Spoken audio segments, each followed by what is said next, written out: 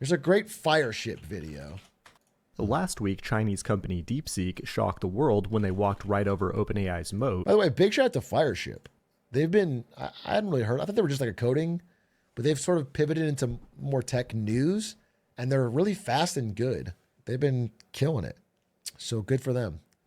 Big shout outs.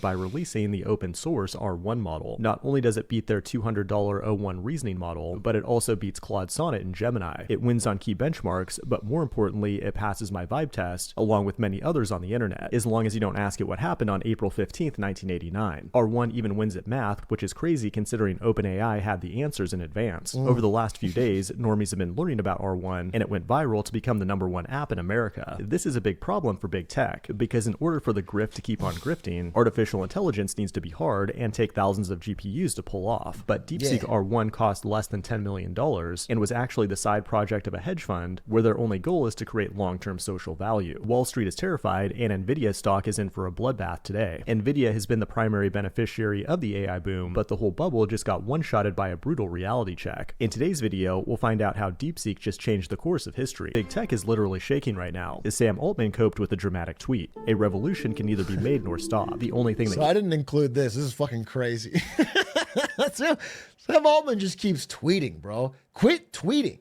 Can be done is for one of several of its children to give it direction by dint of victories. I'm not sure if that's Napoleon Dynamite or Napoleon Bonaparte, but the funny thing is he damn near got ratioed by someone with an anime profile picture that said, "It's not that deep, bro, just release a better model." In addition, to try to remain competitive with DeepSeek, OpenAI is also offering its O1 mini model to free users. But that's not all. They also released a new thing called Operator, which gives AI access to a browser and allows it— Bro, I try this. It sucks. It's just not there.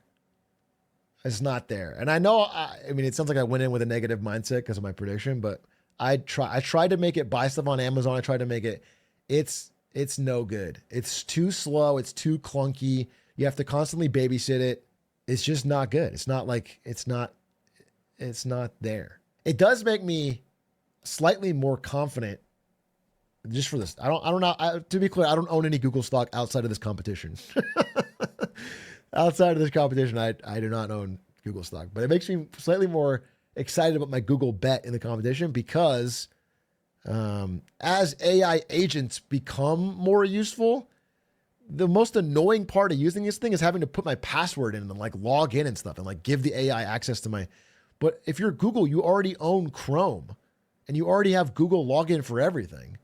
And it's like probably going to make their agent way better.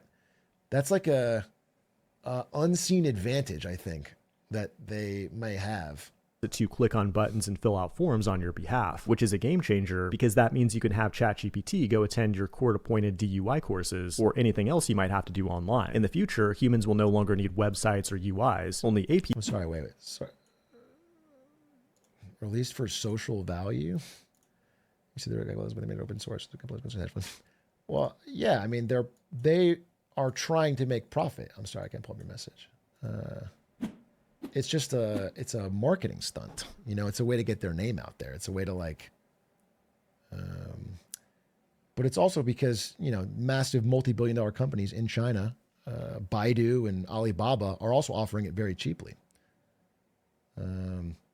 It's not it's not for the fucking benefit of the proletariat.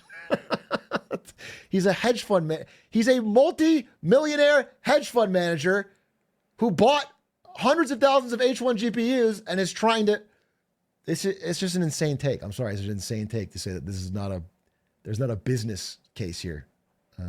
APIs that can interact with the AIs. Operator is currently only available to people on the $200 plan, and overall it gets pretty mixed reviews. That's cool and all, but the Chinese are really crushing it right now. DeepSeek is one thing, but they also released this thing called Hunyuan 3D, which can generate 3D meshes and textures, and that's huge for people like me who have spent years failing to get good at Blender. But the crazy thing about DeepSeek is that it was— Dude, as a person who's famously terrible at Blender, there's a 6 million view video about how bad at Blender I am. On Isto's channel.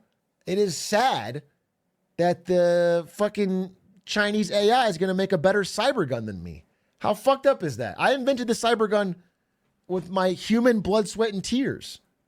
was just a side project that cost very little money to produce. Even Mark Andreessen called it one of the most amazing and impressive breakthroughs he's ever seen, a profound gift to the world. And because of that, the stock market is panicking and just wiped out nearly $1 trillion in value, with Nvidia being the biggest loser, followed by other chip companies like Taiwan Semiconductor and Broadcom. You see, Nvidia's had basically a monopoly on AI training for the last decade because they have better Linux drivers than AMD, and all the machine learning algorithms are optimized for libraries like CUDA, which is proprietary and can only run on Nvidia GPUs. And they have the infrastructure to connect all these GPUs together at scale. As AI...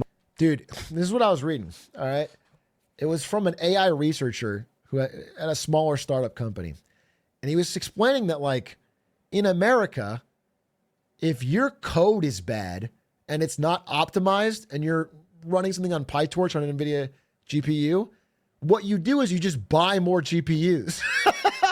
Because there's so much money thrown around in AI, you can just get funding and buy more GPUs. But because they couldn't do that in China, it was harder to get the GPUs. They had to make the code more efficient. They had to find a way to use less. That's the disadvantage of these restrictions, is they just force innovate. They force people to try and squeeze more out of it. Yeah, the necessity is the mother of invention. If you don't have these restrictions, they'll just go on buying American NVIDIA GPUs the same way America does. It's and they just think that shit backfires. I don't think it works the way people, it's all like an economic kink in the hose. It's like price controls. It's all like a way to like short term do something, but it builds this pressure up that has disastrous effects later. On NVIDIA GPUs, and they have the infrastructure to connect all these GPUs together at scale. As AI models get bigger and more popular, so do the profits of NVIDIA. No, it's not like edging. No, librarian, it's not like edging. Okay? No. Yeah, but someone got DeepSeek running on a few Apple M2 Ultras, and that's the 680 billion parameter top-of-the-line model. And that's terrifying if you're a tech investor pouring billions of dollars into AI, because if the best state-of-the-art model can operate on relatively cheap consumer hardware, and it's free and open source and developed in China, how are we going to make any mother effing money? Yeah. People are calling this the Sputnik moment. When Russia launched the first artificial satellite into space in 1957, the United States was shocked at the time, and it took over a decade to make a comeback, when America made its pinnacle achievement of filming a man on the moon in Nevada. That's a joke, of course, and even the smartest technology in the world, DeepSeek, believes in the moon landings. We had a good run on this AI hype train, but now it's time to move on. I'm looking forward to brain chips, quantum computers, artificial meat printers, nano robots, digital resurrection, and all kinds of other tech that will make the world a better place. This has been the Code Report. Fireship, thanks for that video. Great video. Very funny. How do we know this is AI and not just a huge Chinese sweatshop? That's a good question. So you think every time I ask a question to DeepSeek, it is a Chinese national in a warehouse typing the answer really fast? That's incredible. How did it know about glizzy hands? How did it know about Coffee Cow? Their viewers? Streets know.